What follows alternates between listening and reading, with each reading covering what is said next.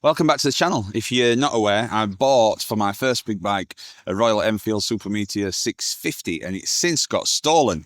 But I was lucky enough that a viewer on this channel had given me a non-running Kawasaki Versys that had been sat in his garage for 6 years, and this is it. It's a beautiful machine. It's a beast, but it's totally different from the Royal Enfield that I bought. So I thought it'd be a good idea to do a little comparison between the two. I would not have bought this bike when I was buying it. Yeah. I didn't look when at you were looking, you didn't consider it a Versys, did you? at a Kawasaki Versys or an older Versys. So hopefully this is going to be interesting to you. Now then, I've got a little bit of loose ends to tie up because a company called Tripmachine got in touch with me about my Royal Enfield, which I still think to this day is one of the best looking bikes, and I know it's subjective, but I absolutely love the look of that bike. Yeah. But Tripmachine, they do like leather luggage for that type of bike. Classic bikes. Classic bikes. And they said, oh, do you want to pick something and we'll send it through to you and you can have a look at it. Oh, that was very good of them. So they sent it me for free. So that's why it says paid promotion. I didn't actually get to use it, unfortunately, but I'll show you it. Could you hold that, please? Of course. And this is what they sent me. It's like a leather, it's a pannier. And this is in pannier mode, but it's real leather. It's got a roll top. We're turning it round so you can see the front. Yeah. And then, you know, it fixes there with a clasp. Gorgeous. Is it? Did you say leather? It's real leather, yeah. It's got the expensive things, these actually. But then they attach to any bike, really, because there's some clasps and they go there and on the side. Okay. Great on the Royal Enfield, that. Yeah. Now, on the Kawasaki, I don't know what you think, but I think it doesn't really suit this type of bike. No. But the other thing with it is that it can also go into rucksack mode. So you get these straps out and you put that on. So you can take your sandwiches to work on your Classic. Yeah. And then put it in your back. So I think the best thing to do with this, because I can't use it, is to give it away to somebody who's got a bike that'll look really nice on. Yeah, it's beautiful. So in the comments, if you just put the word retro, and then we'll do a random comment selector and we'll give it away. So, but if you don't win it, then have a look at Tripmachine because they've got some absolutely outstanding products. And I can say, I mean, I'm not keeping it. Very good quality. It is really good quality and it's handmade. So yeah, see if you can do that. Anyway, that's that. So the best way I think to tell you about the difference between the Royal Enfield and the Kawasaki is for us to go out for a ride. Now, you didn't come on a ride with me yet. No. So Claire won't be coming along. And I'll tell you a little bit about it. I did manage to get some footage of the Royal Enfield before she got stolen. So let's start with the things that I loved about the Royal Enfield. Well, the first thing is definitely the looks. Being a new rider, all I could go on were looks, really. I'd ridden a 125 and I'd done a 650 Kawasaki in my training, but obviously I'm concentrating on my training, not purely riding. And just for the price of the Royal Enfields and the look that you got with them, that was where I wanted to be. So the Royal Enfield, for me, I know it's subjective, but 10 out of 10 for looks. And then when I got it, the sound of it, I loved the way that the exhaust would pop when you were downshifting, and I loved that the exhaust was like in stereo because it was twin exhaust. And the actual riding of it, I mean, I rode it through winter. It was a torquey engine, so I felt like I could pull away easily.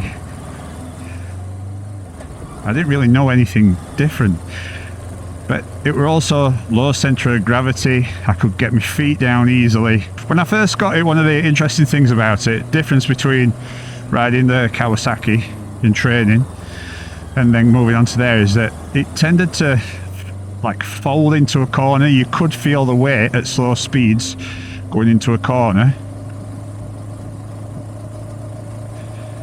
but just for my commute to work and back, it was a really good bike because you can't get any speed up. You're on roads similar to this, and you know, it fit the bill. So I think if anybody looking for the first bike, if you're just wanting to potter it around a little bit,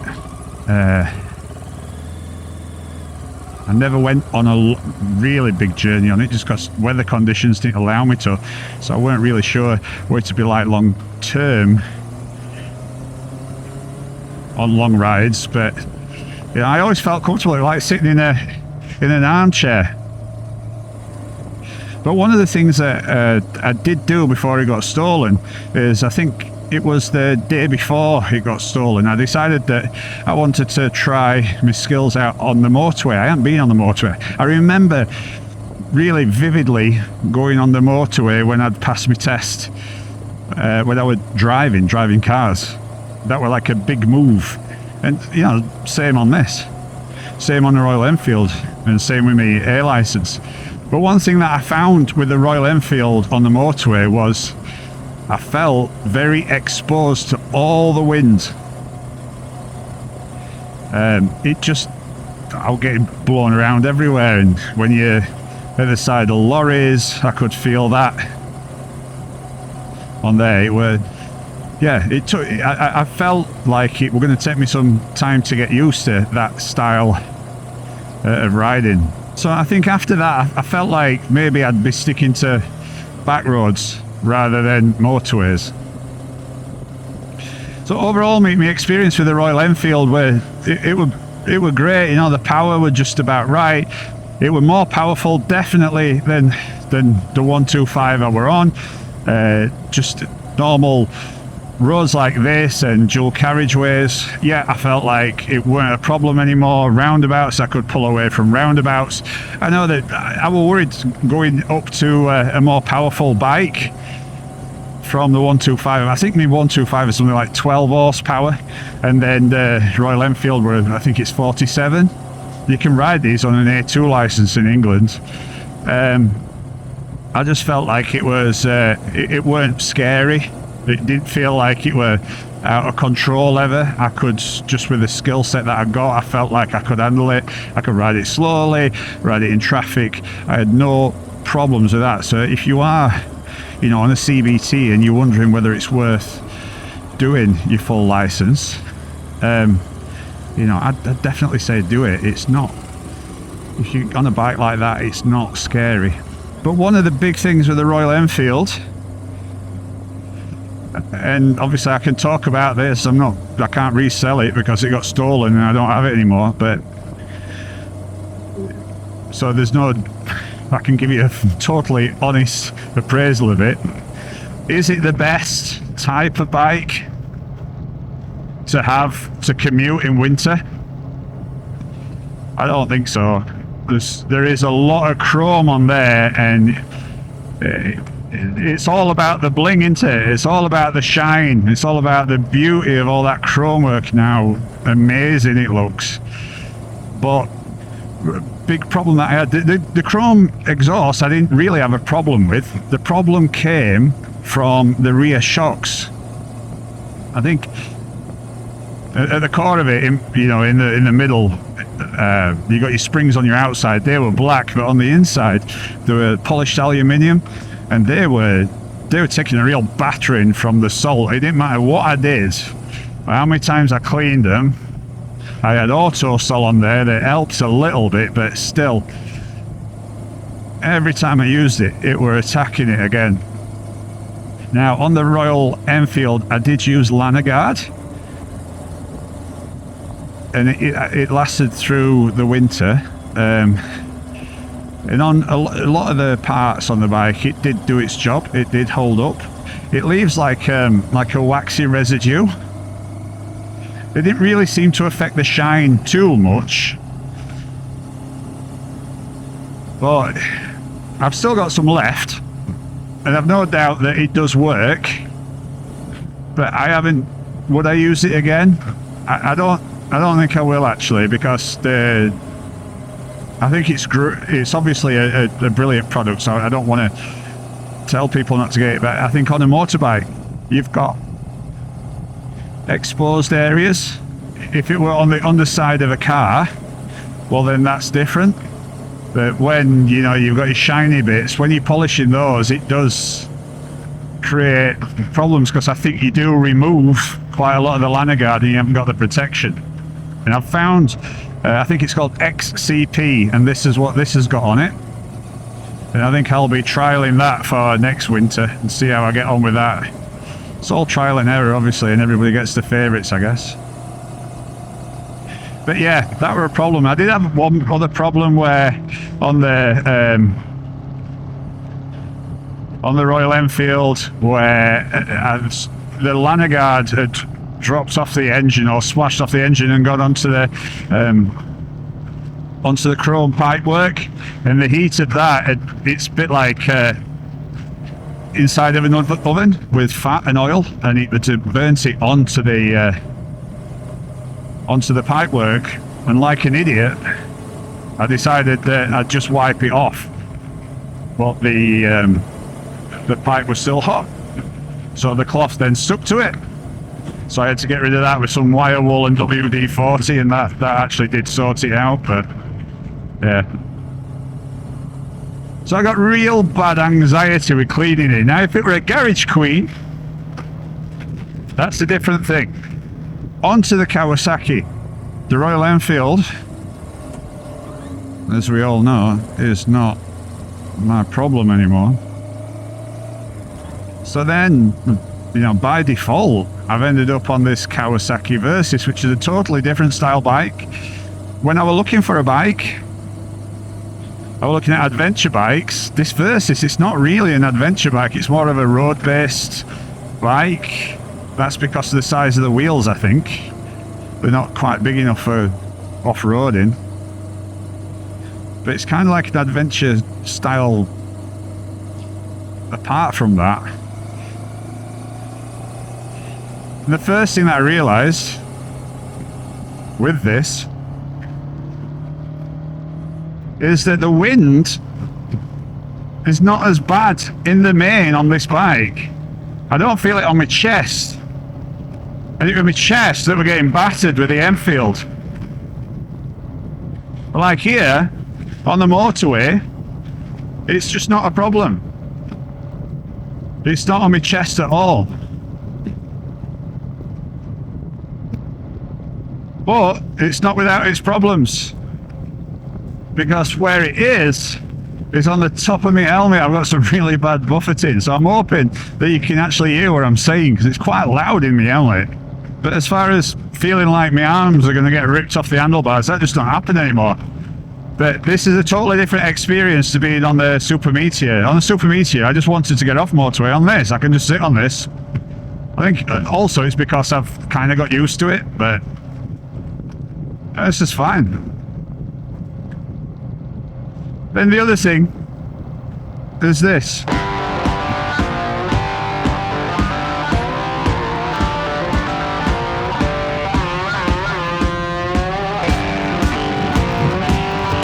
The difference in power.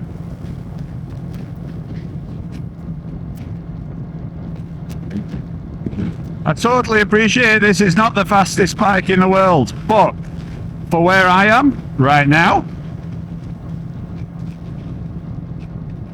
I've got everything I need. I'm cruising along here at 68, 70 now. Get around these guys, no problem. And it's fair to say that I could sit here comfortably all day if I wanted to.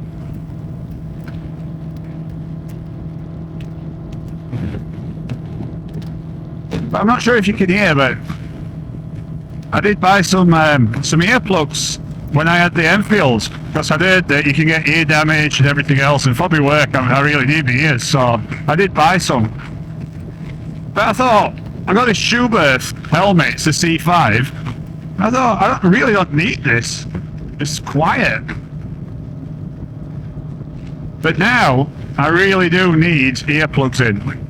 Rattles my ears. I've been just going up into 6th gear all the time.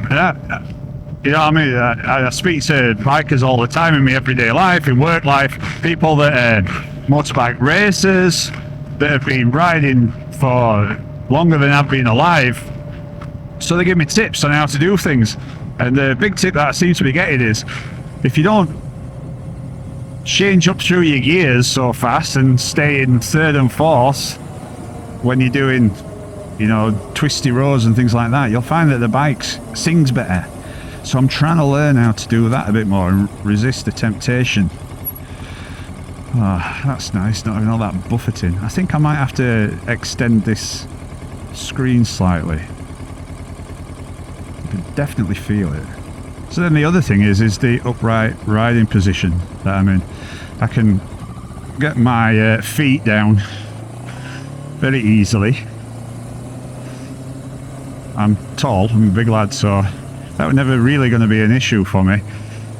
I think even on a big GS, which seems way more appealing now to me, having ridden this, I think I'd still be alright.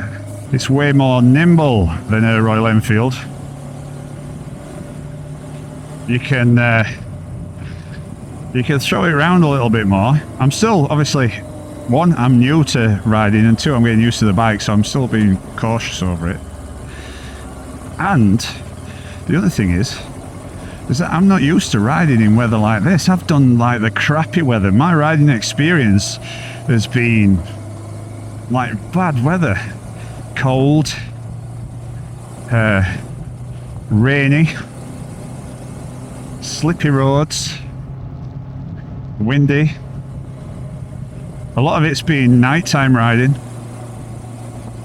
So I'm finally at the point where I'm riding in the conditions that people enjoy, I guess, and I'm loving it.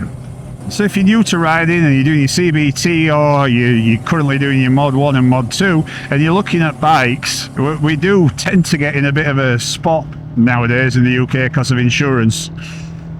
Bike insurance is a bane of my life, if I'm honest. It costs me so much money to insure and just to get out on the road. But one of the problems that you've got now is that a lot of dealers, you need to have a minimum of a year of an A license. So when you're looking for your first bike, you can't try these things out. I did train on a Kawasaki ER6F, I think, and that would quite similar to this, I guess. But it does feel different. This is definitely different. So I didn't really know if this would be a bike that I wanted. So I could only go on looks. So if you do get a chance, if you've got a dealer that does have the insurance that lets you try stuff, then get out and try them. Because riding them and looking at them are two different things. I know it sounds obvious, but you know, we are drawn to looks, but I've got to be honest. As far as riding goes, this Kawasaki is way more fun than the Royal Enfield, in my opinion. It's way more fun. Why do I like the Kawasaki more? It's because it's not all just about the extra power. The extra power is fun, but obviously I've got to rein myself in sometimes, just because with the power, it's like that old advert said, you've got to have the control, haven't you? So as a new rider, you know, I've still got lots to learn, still got lots to experience to get better at my riding, so that I can be slicker and smoother. But it's not just about that. The suspension's way better on this than the Royal Enfield. The suspension will cause me a bit of a problem, you know. I think maybe because I'm heavy.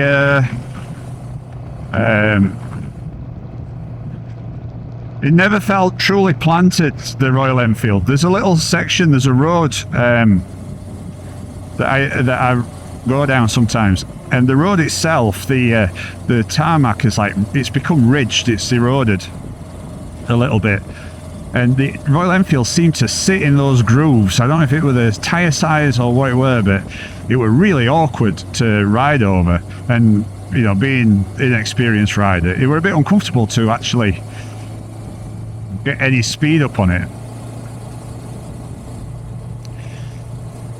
But I did that same road with this and it was fine. It just glided across. Two things about this Kawasaki that I find interesting. And remember, this bike was given to me, so I am grateful and I'm not whinging at all. I'm just saying this from point of view, or if somebody's looking at getting an older Versys, or whether it's just this one in particular, I feel like the vibrations on it that come through the handlebars and the pegs, it is different to the Royal Enfield, and I think that it's more noticeable. Now, when I got this MOT'd, Bri from Via Moto, when he came back, he said it feels like there's a bit of a rattle at the front end, but I think I've got it. I think they're a bit, the headlight were a little bit loose, but I'm not sure if it is that, because I can feel a little bit of a rattle. I'm not sure if it's the engine and if they're known for it. So if you've had one or you've got one, is that just a characteristic of this bike? The Royal Enfield, kind of the power in that were equivalent to like a 2-litre diesel car. It felt like a 2-litre diesel car, whereas this, there's definitely more going off with it. It's quicker. It picks up quick, I can overtake quick, and as I said, for where I am right now, it's a nice stepping stone. I've been very lucky with just how my biking journey has worked out, that I haven't had to make any massive jumps in power. Not that you have to anyway, but it's just how it's worked out. You know, I went from a 125, which were, it might have been 14 horsepower actually, and then up to 47 horsepower, and now 67, I think.